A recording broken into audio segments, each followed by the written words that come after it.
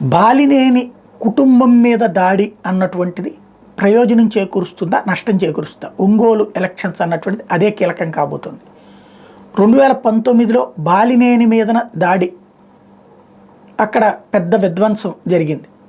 దాని ఇంపాక్ట్ ఆ రోజున బాలినేని విజయానికి కారణమైంది.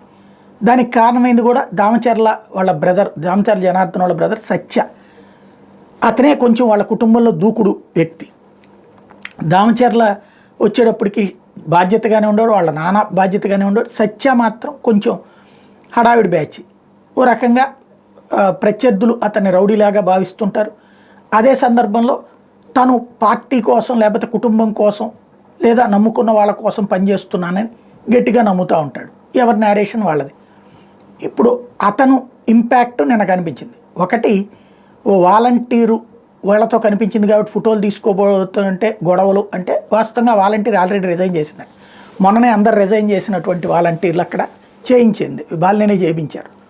ఇప్పుడు అలాగ వచ్చినటువంటి వాలంటీర్నితో వచ్చినటువంటి వివాదం చివరికి తలకాయలు పగలగొట్టుకునేదాకా వచ్చింది, హాస్పిటల్ దగ్గర కొట్టుకునేదాకా వచ్చింది. ఇందులో అసలు లాజిక్ ఏంటంటే, కార్యకర్తలు కొట్టుకోవడం వేరు, స్వయంగా బాలినేని కోడలు సమక్షంలో కోడల మీద దాకా దూసుకు వెళ్ళడం అన్నటువంటిది ప్రస్తుతం ఒంగోలులో పెద్ద చర్చనీయాంశమైంది.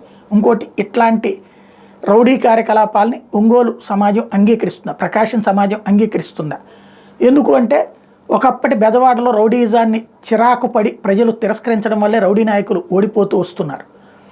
అలాంటి గుంటూరులో కూడా ఆ పరిస్థితిని కంట్రోల్ చేశారు. ప్రకాశం జిల్లాలో ఆ పరిస్థితి కంట్రోల్ అయితే దాన్ని మళ్ళీ పాత కోణంలోకి తీసుకువెళ్ళే ప్రయత్నం వైపుకి కర్ణం బలరాం లాంటి వాళ్ళని ఎందుకు పక్కన పెట్టింది ప్రకాశం జిల్లా? చివరికి ఏ చీరాలకు ఎందుకు వెళ్లాల్సి వచ్చింది? అట్లాంటి సిచ్యువేషన్లో మళ్ళీ ఈ తరహా సంఘటనలు ఒంగోలు ప్రజలు కోరుకుంటున్నారా? చూడాల్సి ఉంది.